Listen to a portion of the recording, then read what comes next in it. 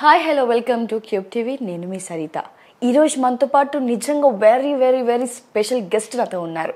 Yes, realtor oxygen founder cum CEO doctor Nandi Rameshwar garu నాతో పాటు ఉన్నారు. మరి ఇన్ని విశేషాలు అంతా మాట్లాడి కనుక్కుందాం. నమస్తే సార్. నమస్తే అమ్మా. ఎలా ఉన్నారు sir? Top of the world sir. So elections అయిపోయాయి ఎట్టకేళ్లకు. సో ఈ రియల్ ఎస్టేట్తో మనకి ఒక వార్త కూడా వచ్చాయి. అంటే ఎలక్షన్స్ అయిపోయాయి, ఇంకా రియల్ ఎస్టేట్లో బాగా చేసుకోవచ్చు, లేదంటే ఆ ఇంపాక్ట్ బాగా ఎలక్షన్స్ మీద బాగుంది. ఇప్పుడు ఏపీలో రిజల్ట్ తర్వాత ఆ ఎఫెక్ట్ తెలంగాణ రియల్ ఎస్టేట్ మీద పడే అవకాశాలు ఉన్నాయని నానా వీడియోలు బయటకు వచ్చాయి. దాన్ని మనం చూసాం కూడా. అసలు యాక్చువల్గా ఈ ఇంపాక్ట్, ఎలక్షన్స్ ఇంపాక్ట్ ఈ రియల్ ఎస్టేట్ మీద ఎందుకు పడింది, ఏంటి రీజన్ అవ్వచ్చు? మీకు ట్రిపుల్ ఆర్ అంటే తెలుసా?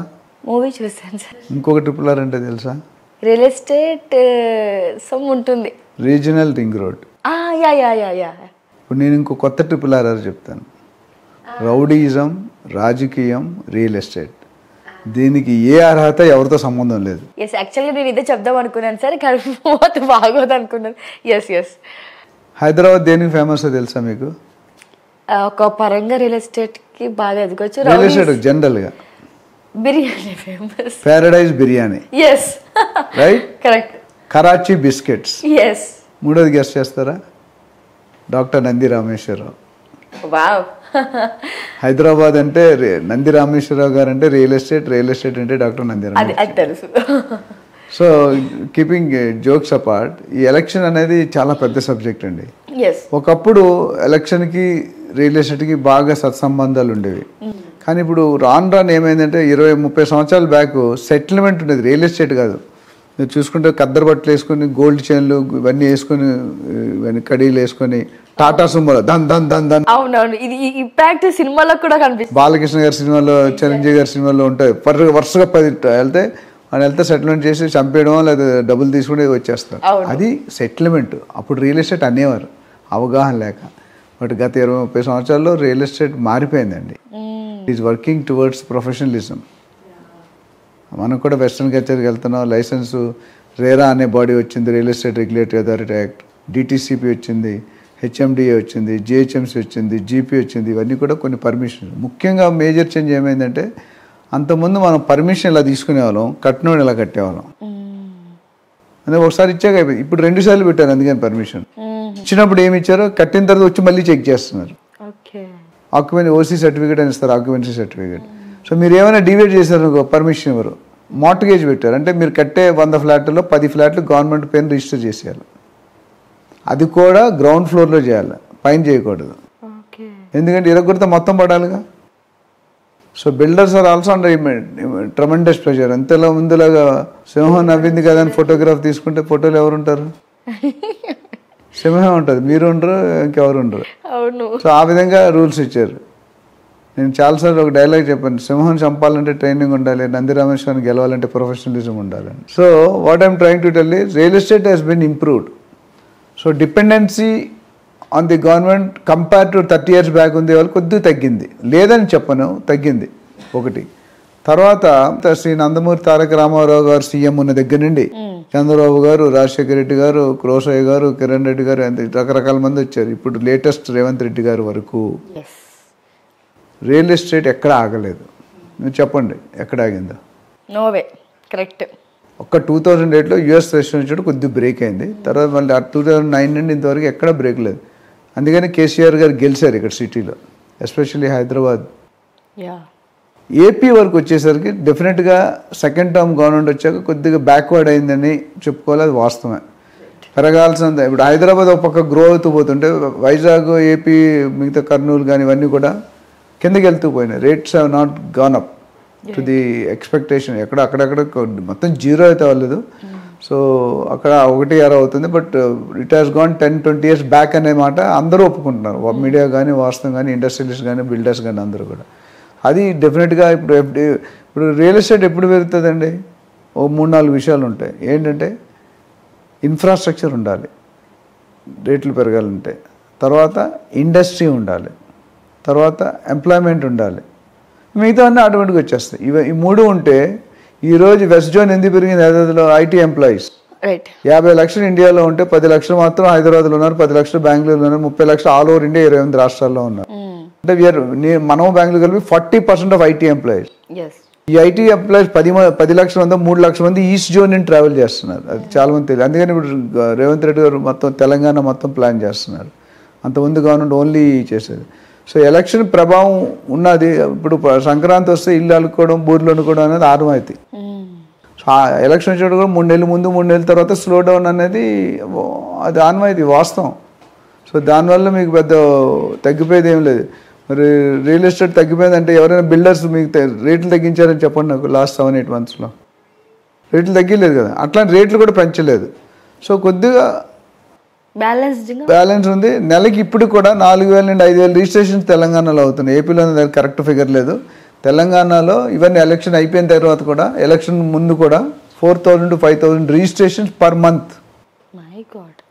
సో అంటే అది 3-4 వేల కోట్ల ఇన్కమ్. అది ఎక్కడ ఆగదు.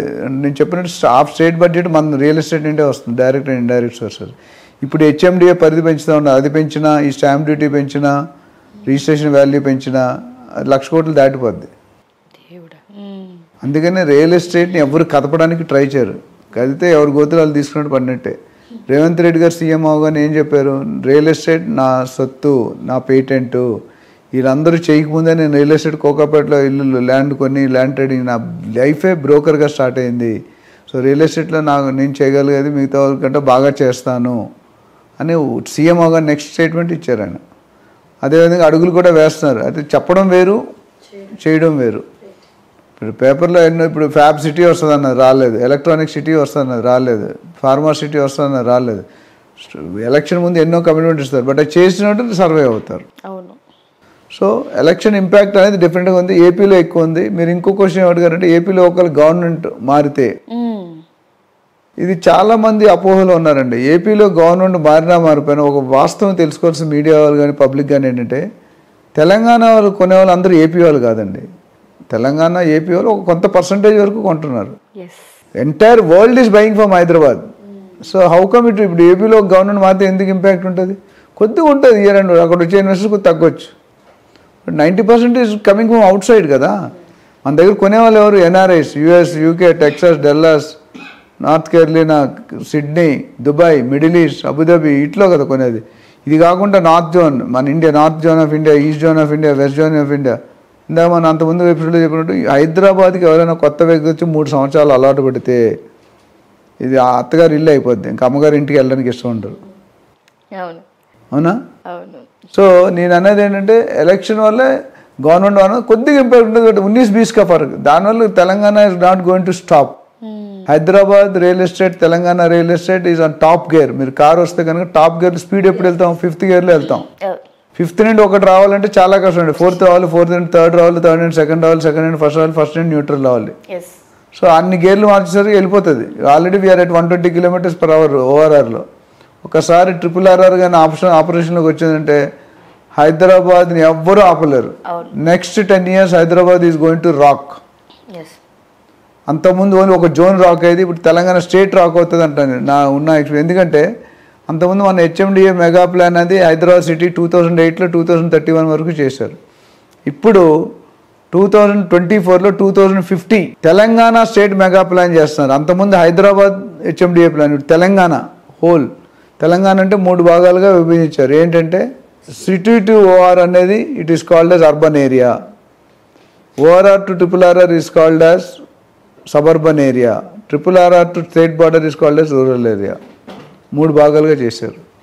ఇప్పుడు లేటెస్ట్ ఏమంటారంటే, ఏదైతే ఈటీసీపీ ఏరియా ఉందో హెచ్ఎండి పరిధిని పెంచుతూ ఉంటున్నారు. తర్వాత round the state mega townships, satellite townships, pharma clusters, sports city, health city, industry, special economic zones, metro, ఇవన్నీ ఓల్డ్ సిటీలో ఓల్డ్ స్టేట్కి మాట్లాడుతున్నారు. అండ్ ఆయన మెయిన్ అంబిషన్ ఏంటంటే, తెలంగాణ బార్డర్ నుండి హైదరాబాద్ వరకు ఇప్పుడు 4 to 5 hours పడుతుంది హైదరాబాద్ రావడానికి. ఒక్కసారి RRR కానీ ఫామ్ అయిపోయి స్టార్ట్ అయిందంటే 1.5 to 2 hours వచ్చేస్తుంది. So which is a great traffic congestion, traffic divert అవుతుంది. ప్లస్ ఇంకో డెవలప్మెంట్స్ కూడా ఆల్మోస్ట్ ఇప్పుడు ఆయన ఏమన్నారంటే జిహెచ్ఎంసీ పరిధి కూడా ఓఆర్ఆర్ వరకు పెంచుతూ ఉంటున్నారు ఆయన. లేటెస్ట్ స్టేట్ నిన్న మొన్న అది కనుక జరిగితే మళ్ళీ వాల్యూస్ డబుల్ హైక్ అయిపోతాయి. జిహెచ్ఎంసీలు ఎప్పుడు బంజారా హిల్స్ ఇప్పుడు నేను రోడ్ నెంబర్ 3లో ఉంటాను, 3.5 నుండి 4 లక్షలు పర్ గజం. అంటే ఇప్పుడు అక్కడ మన డిటీసీబీ 10,000, 20,000, 30,000 దొరుకుతుంది. ఎక్కడికి వెళ్ళిపోతే ఆలోచించండి. అదేవిధంగా ఈయన అనుకునే డెవలప్మెంట్స్ కూడా మామూలుగా లేవు. ఇప్పుడు latest city planning much better than existing Hyderabad. ఇప్పుడున్న హైదరాబాద్ ఇప్పుడు 60-70 సంవత్సరాలు పడితే ఈ హైదరాబాద్ వచ్చింది. బట్ ఇప్పుడు నెక్స్ట్ హైదరాబాద్ అంటే 60-70 ఎక్కర్లేదు. ఉన్న టెక్నాలజీ కానీ, ఉన్న నోహో కానీ, ఉన్న స్కిల్స్ కానీ, ఉన్న మెషిన్స్ కానీ మేబీ 10-20 ఇయర్స్లోనే లాట్ ఆఫ్ చేంజ్ అయిపోద్ది. ఇప్పుడు ఎవరైనా ల్యాండ్ కొనుక్కోతే తర్వాత కొనుక్కునే అవకాశాలు చాలా తగ్గిపోతాయి అనేది వాస్తవంగా చెప్పొచ్చు. ఎందుకంటే రియల్ ఎస్టేట్ కొనుక్కుంటే ఇప్పుడు ప్రస్తుతం ఉన్న పరిస్థితిలో బిల్డర్స్ ఏమంటారంటే 2 to 3 years డబుల్ అవుతుంది అంటారు, which is not correct. Minimum 5 to 6 years పడుతుంది. 10 yearsలో 4 to 5 times అవుతుంది.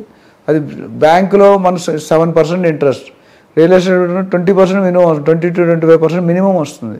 అందుకని అమెరికా వాళ్ళు డబ్బులు 1-2% వదిలి ఇక్కడ వచ్చి పెట్టుకుంటున్నారు. ఎన్ఆర్ఐస్ అందరూ కూడా దే లుకింగ్ హైదరాబాద్, ఎస్పెషల్లీ ఇప్పుడు తెలంగాణ కూడా అవుతుంది. అండ్ మధ్య ఈ ఎక్స్పాన్షన్ అయినందువల్ల ఇప్పుడు లేటెస్ట్ గ్రోత్ కారిడార్ ఏంటంటే ORR to RRR మధ్యలో ఫోకస్ చేస్తున్నారు గ్రోత్ కారిడార్. అప్పుడు ల్యాండ్ అవైలబిలిటీ ఇచ్చినందువల్ల కొనుక్కునే వాళ్ళు రేట్లు ఎప్పుడు పెరుగుతాయి చెప్పండి? When demand is more and supply is less. Supply ఎక్కువైంది అనుకోండి, డిమాండ్ తగ్గితే రేట్లు తగ్గుతాయి. ఇప్పుడు ఏమైంది, శోభన్ బాబు గారు చెప్పారు, ప్రపంచంలో ఎప్పటికీ పెరిగేది ఏంటి? పాపులేషన్. నెంబర్ 1లో ఉన్నాం మనం, చైనాను కూడా బీట్ చేసాం. ఎప్పటికీ పెరగంది భూమి. భూమాత మీద ఇన్వెస్ట్మెంట్ పెట్టుకునే వాళ్ళు ఎవ్వరూ చెడిపోలేదు.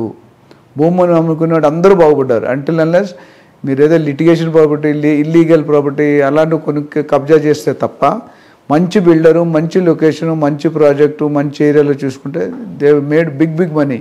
ఈరోజు రైతులు అంతా బొలెరోలో తిరుగుతున్నారు. ఒకప్పుడు సైకిల్ కూడా ఉండేది, నడిచి వెళ్ళేవారు. మీరు పల్లెటూరుకి వెళ్తే బొలెరోలు, BMW కూడా అనిపిస్తున్నాయి. దేవర్ గోయింగ్ ఆ పంచుతోనే, దాంతోనే స్విట్జర్లాండ్లో కనిపిస్తున్నారు వాళ్ళు. ఎందుకంటే ల్యాండ్ ₹1 కోటి, 100 కోట్లు, 50 కోట్లు అయింది. So real estate is not minor impact ఉంటుంది. ఎవరు ఇంతవరకు ప్రైసులు తగ్గలేదు, ప్రైసులు పెంచుతారు. ఒకవేళ అంత నిజంగా సేల్స్ లేకపోతే డౌన్ అయిపోతే ఎవరు రేట్లు పెంచకూడదు కదా, రేట్లు తగ్గించాలి. మరి ఎందుకు తగ్గట్లేదు? ఇక బిల్డర్కి ఆల్రెడీ తగ్గించినంత స్లాష్ పెట్టుకొని ఉన్నాడు. వాళ్ళు కంపెనీ ఒకవేళ ఇన్కమ్ లేకపోతే మూసుకోవాలి. కంపెనీ ఒక్కొక్క ఆఫీస్కి 5 లక్షలు, 10 లక్షలు, ₹1 కోటి ఖర్చు అవుతుంది. సో డెఫినెట్గా ఇంపాక్ట్ అనేది కొద్దిగా ఉంటుంది. బట్ ఆ ఇంపాక్ట్ ఈజ్ నెగ్లిజిబుల్ నేను అంటున్నాను. ఏపీ గవర్నమెంట్ మారిపోయినా మన మాత్రం యథావిధిగా నడుస్తుంది. సో ఇన్వెస్ట్ చేసుకునే వాళ్ళు ఎవరైనా ఉంటే దీని మీద మరింత అవగాహన కావాలన్నా, డీటెయిల్ కావాలన్నా, ఏ ఏరియాలో ఇన్వెస్ట్ చేయాలనుకున్నా, దర్ సో మెనీ ఏరియాస్. ఇప్పుడు షాద్నగర్ బాగా వస్తుంది, తర్వాత షాబాద్ అనే ఏరియా పెరుగుతుంది, శంకర్పల్లి, మోకిలా ఆల్రెడీ పెరిగింది. అటు కొన్ని ఏరియాస్ ఉన్నాయి.